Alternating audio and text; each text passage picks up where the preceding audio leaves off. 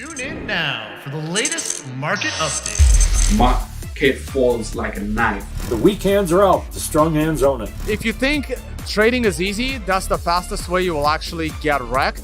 With your hosts, Jackson and Giovanni. This is Cointelegraph's Crypto Markets Live.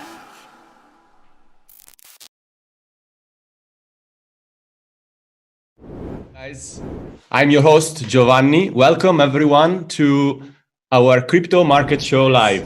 I'm your host, I'm joined by two very cool traders, Jake, aka Korean Jew Trading, and Big Cheds. How are you doing, guys? What's up, Giovanni? How you doing? Hey, everybody. Thank you for having me. It's an honor. Likewise.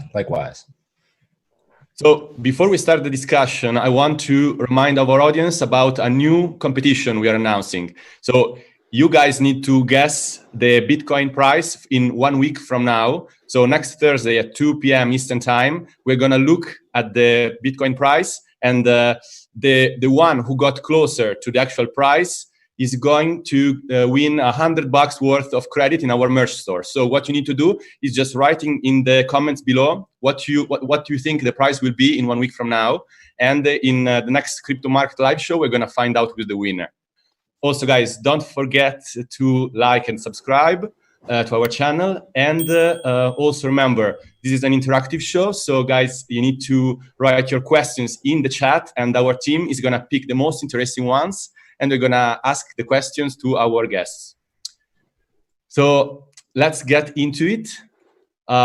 Jake and Big Cheds, I want to know first a bit of your background. So how did you guys get involved in crypto trading? First, you, Cheds.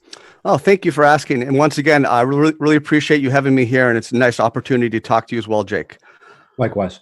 I more or less, like I've said before, I've been trading for over 10 years, but I really cut my teeth in the penny stock market, and I saw a lot of volatility there, and I learned a lot about trading psychology and like risk management.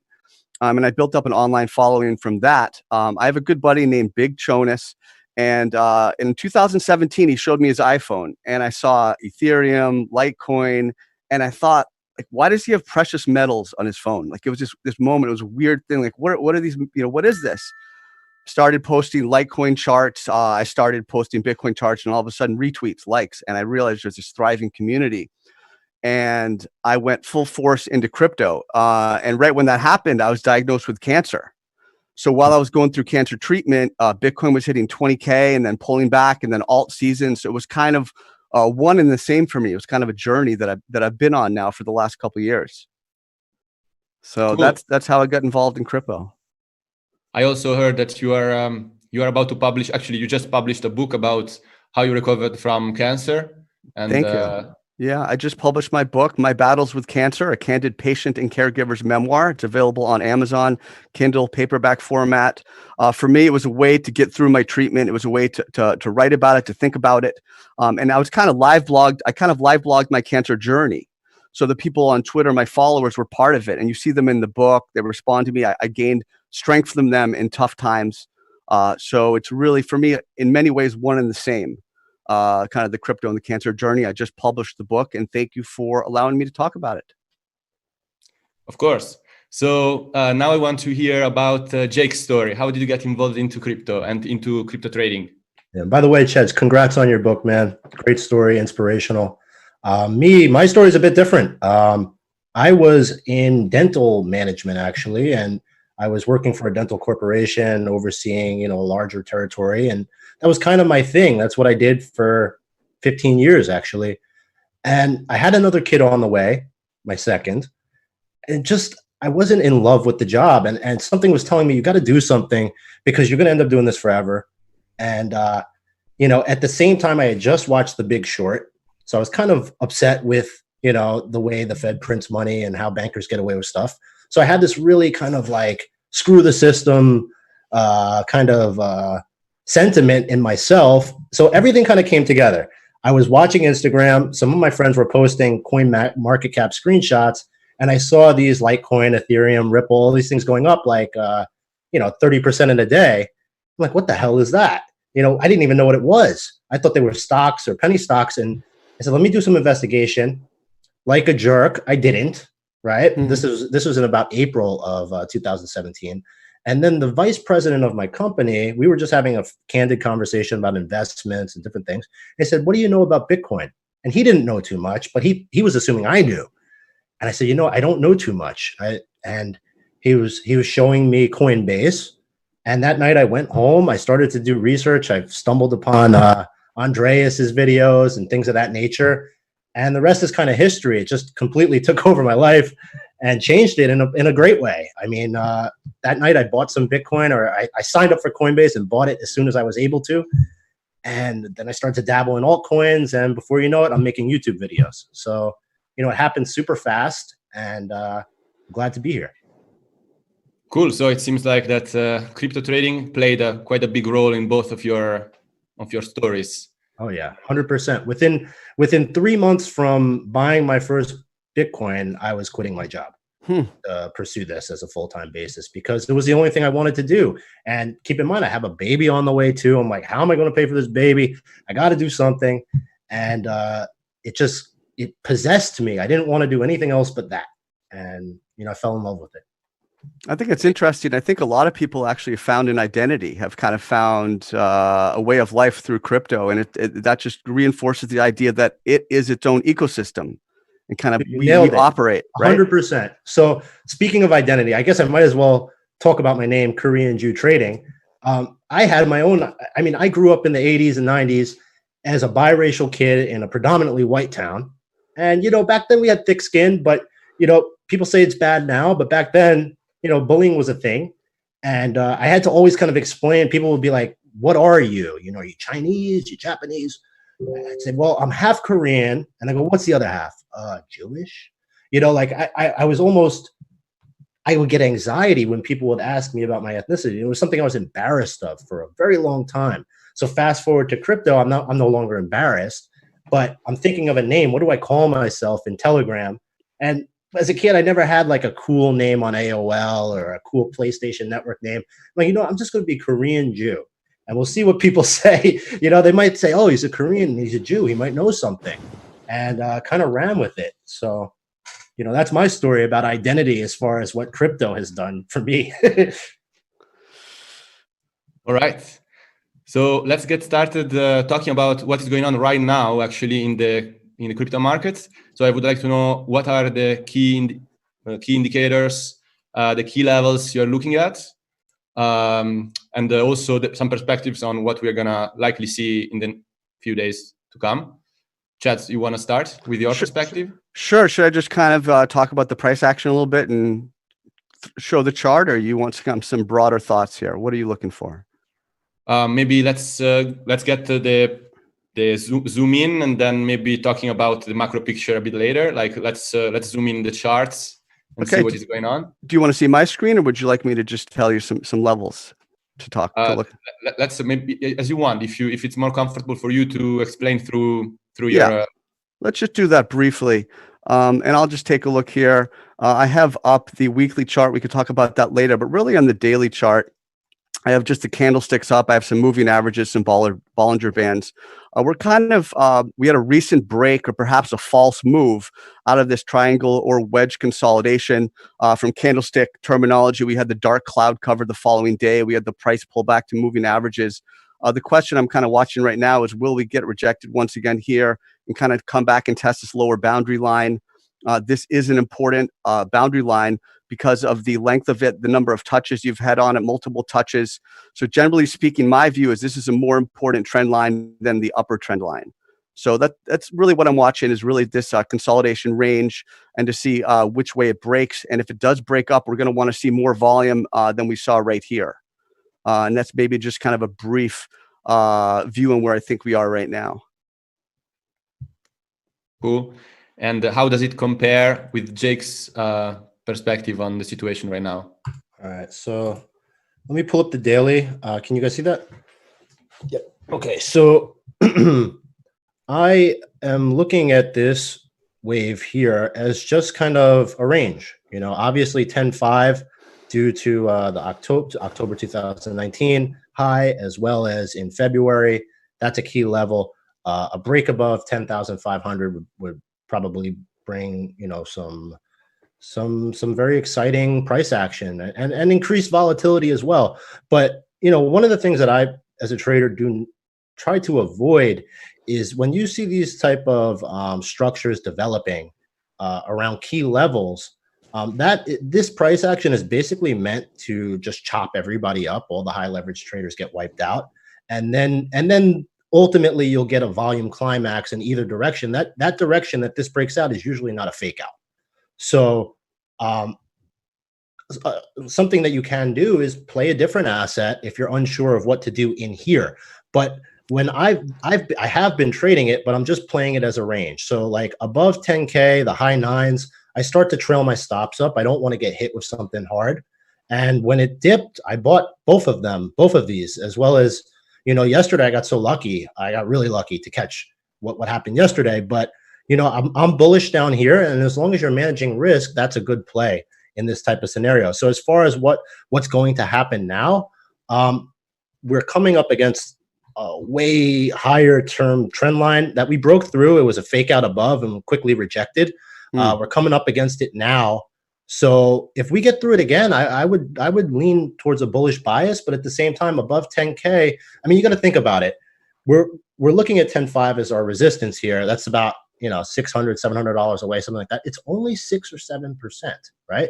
There are other assets that are in trend that are very clear where you can get 10%, 20%, stocks, altcoins, they're all doing well. So like, I'm trying to avoid getting killed in this wave before it decides to make a decision. Play stuff that's a little bit more clear to me. There's really, other than just short moves, right, Jake? Those little in-channel trades. Yeah. I think that's really nice analysis. I would only kind of just add from my perspective, you actually need more volume to make the breakout.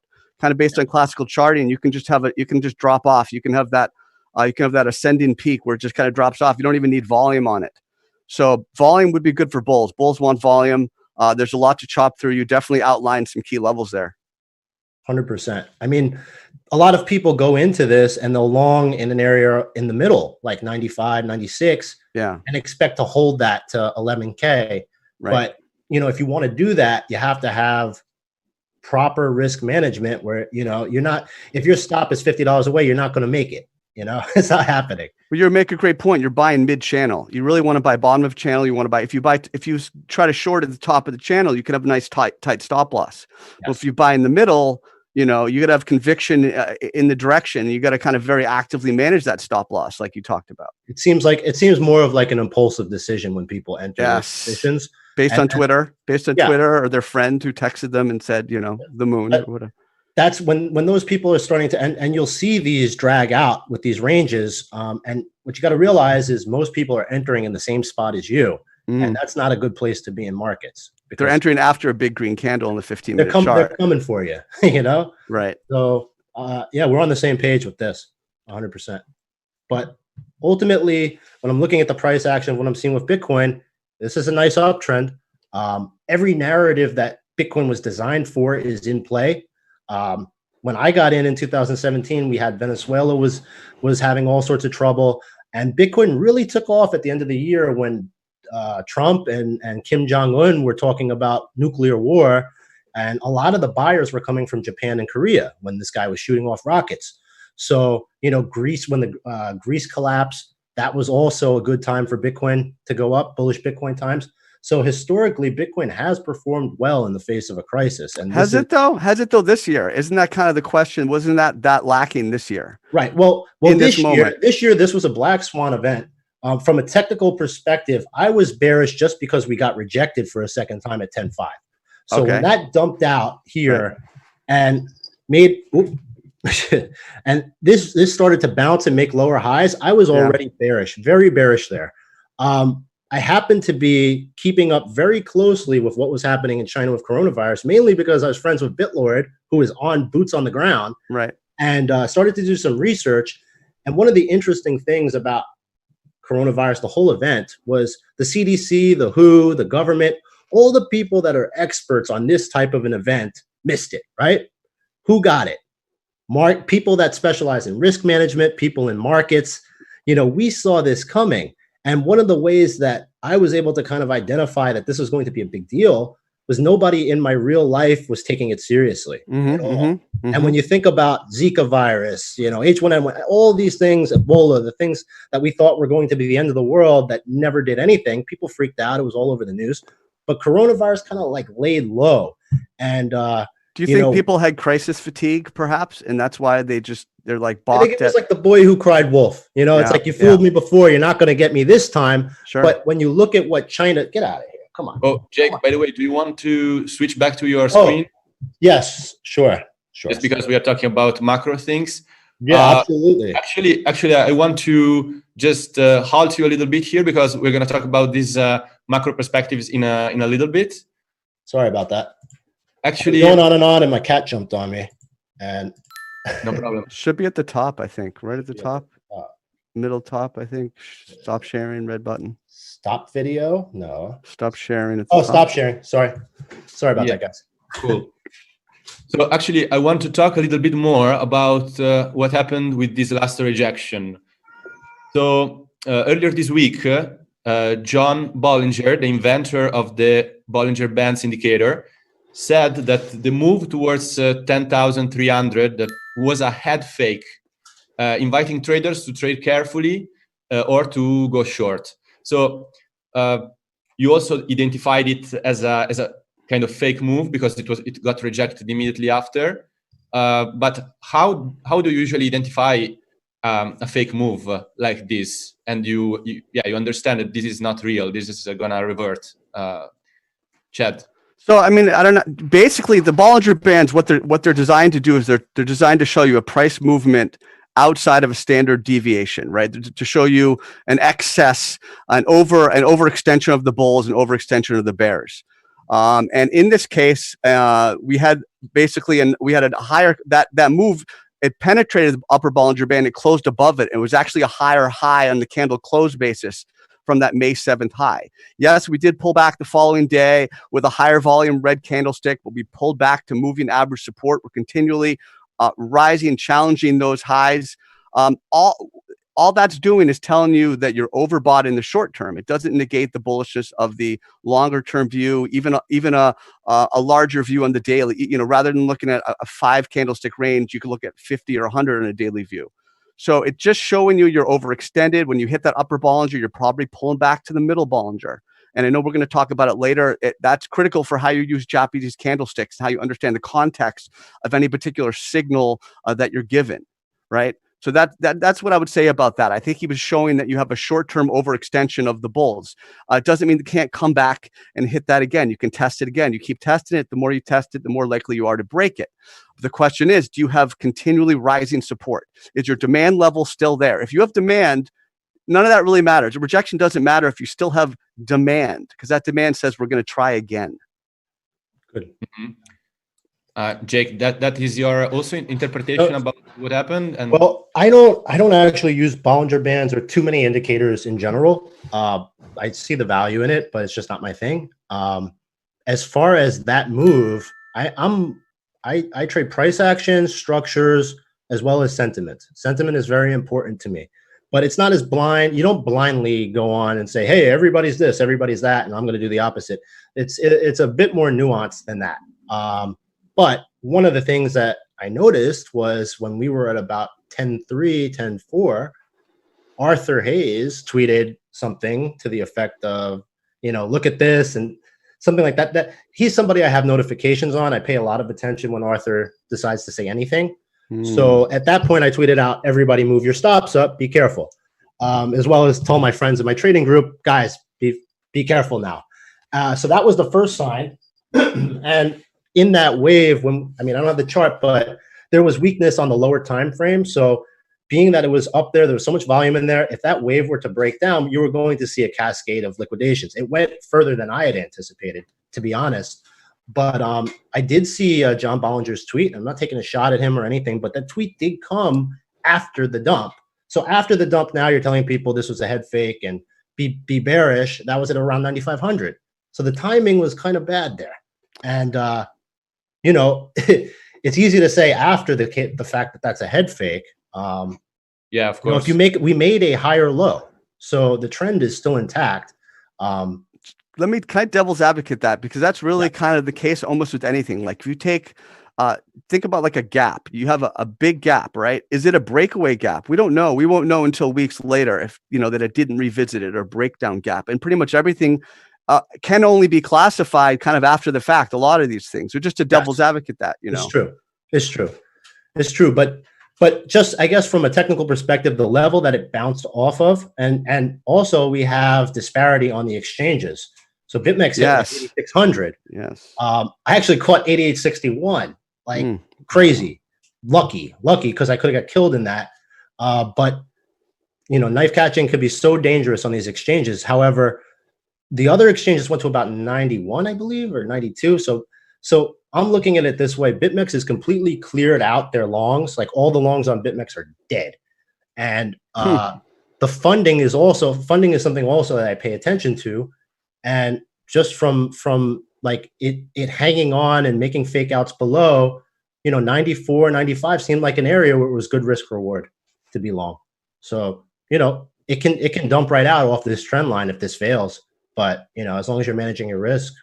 Yeah, if you're managing a trade that's moving quickly, even like a bear flag, if you buy the bottom of it, like a corrective move within a downtrend. Yeah, absolutely. All right, guys. So we have some questions from the audience now, because people want to know some tricks in technical analysis. So Igwe Nwankwo Akuma is asking how many days moving average are you using in your trading activity? If Chad wants to answer first. Sure. I'll tell you what. Why don't I just show you briefly? That might be a little bit easier just to answer that, if I may. And what I have up here, I have my candle view without any oscillators. What I use primarily in a big uptrend is this green line. It's an 8 EMA. And EMA is an exponential moving average versus a simple moving average. With an exponential moving average, the calculation adds more weight to what just happened 1 or 2 days ago versus that 8th day in an 8 EMA. So I use an 8 EMA as primary uptrend support. What I look for, kind of once that breaks, and we see that actually worked really nicely here on Bitcoin, pull back to the 34 EMA. Happened here a couple times, so I'm keeping an eye on that. So those two moving averages, I'm glad you asked. I was looking at the weekly chart earlier, and there was an analog in Bitcoin in 2018 to the 2015 bottom. So back in 2015, when the price was around $270, we actually had the 834 EMA bull cross, and that led to that 20K run. We had a similar thing happen back here in April of 2019 after an MA200 double test, support test, 834 bull cross. I think that took us to like 14K within this move. So there's a pretty good move on that. Now, one thing you want to keep in mind, if you're ever going to use your moving average crosses, you want to keep in mind the proximity of the price to the moving average cross. So as the 834, it's pretty much crossing here. It's a good cross. It's a stronger signal because the price is there. But for example, this is a bad cross. This is a golden cross with a 50 crossing the 200. But if you look at the proximity to the price, a lot of the move has already been baked in. So they're just some kind of things you want to think about when you're using moving averages. Of course, we talked about the Bollinger Bands. The brown line here is the 20-period simple moving average. That is the middle BB. And so that's a little bit of how I use moving averages. Cool. And we had other guests last time, and we were discussing the fact that moving averages sometimes are lagging indicators. And if you're not able to play around with them, you might just end up on the wrong side of the market. But what do you think about it, Jake? Like, what's your way to trade with them? I think Ched's, I mean, that was great. I learned something as well. That's something that he obviously uses way more than myself. I use two simple moving averages. Very similar to two of the ones that he had up. I'm not going to say exactly what they are, but it's basically the same. And I use them as a guideline. We don't look at one thing and say, because this says that, we're going to do this. But it's good to see like a higher, like 200. I have a 200 on there, and then something close to his 50 is on there as well. And I just use it as kind of a guideline. We look for crosses and things of that nature, but. Okay, cool. Actually, we have another question, which I think they should ask right now because we are at the very start of the conversation. So they are One Man Army 69 is actually asking why Chad is sporting the mask. So if you want to, Well, I think it looks good. If you've seen me without it, I think I'm really just doing you a favor. I appreciate my privacy. I respect my privacy, and I admire those like Jake who just put your face out there. I think that's great. It's just a personal choice. But I'm honored to be part of the conversation. In spite of that. So thank you. Yeah, I also think that it creates more intrigue around your personality. So I think it's a great idea. Yeah. So I want just to remind our audience to keep on asking questions in the chat, whatever the question might be, we're gonna ask it. And also I want to remind them about the competition. So you need to guess the Bitcoin price in 1 week from now, and write it down in the comments below. The winner, the one who gets closer to the price, is gonna win $100 worth of credit in our merch store. So let's move on with the next question. So Jake, you wrote on your blog that on your website that 2020 is showing similarities with 2016 and 2017 in terms of price trend cycle, and that's so. If you see it like that, the next bull run might be coming soon. So where do you see these similarities between 2020 and the 2016-17? So not as much so on the price as far as the chart per se, but from the things that are happening as far as sentiment and just watching history repeat itself. So for instance, one of the things that I've been looking for since 2019 was what's going to be the next BitConnect, right? BitConnect was pretty huge in 2017. A lot of people lost money. Some people made, but most people lost. And it was hilarious and horrible at the same time. But, I was kind of thinking to myself, like, there's going to have to be something else that's like that. And sure enough, Hex appears and dumps horribly, and people are kind of writing it off. And I'm thinking to myself, like, I wonder, was that it? And before you know it, this thing's pumping like 40x. It doesn't make any sense. I mean, there's probably people in the chat like yelling at me, but be careful. But nevertheless, the fact that it pumped, like 4,000%, that was something that made me start to pay attention. This is BitConnect again. But at the same time, you're also in the bear market with altcoins. You weren't seeing the kind of events that you would expect, like announcements of an announcement or some sort of altcoin announcement, exchange listings. The impact on the price was severely diminished for a very long time. You didn't see any sort of reaction. Now in 2020, you're starting to see these things really pump off of exchange listings, things like that. There was a group, I'm not going to name the name, they're based out of Florida, that if you were around in 2017, there's a gentleman who was writing articles and had a major following that was able to, if he recommended a coin, the coin would go up very significantly, like hundreds of a percent. This gentleman reappeared this year and was able to do that again with a couple different coins that I saw. All of a sudden you look at the chart and it's like, what happened? It went up 100%. Oh, this guy recommended it. Oh, okay.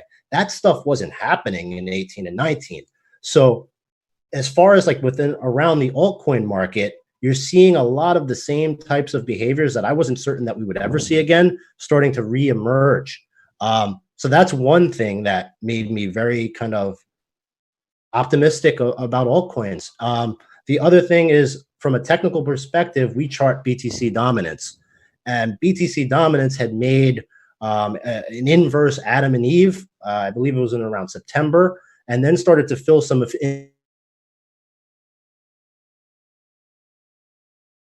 from 70% dominance to 65.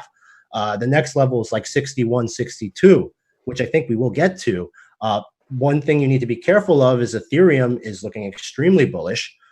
It's not there yet, but if it really starts to take off, that's going to start to suck a lot of the market cap out. I think Ethereum has a great chance.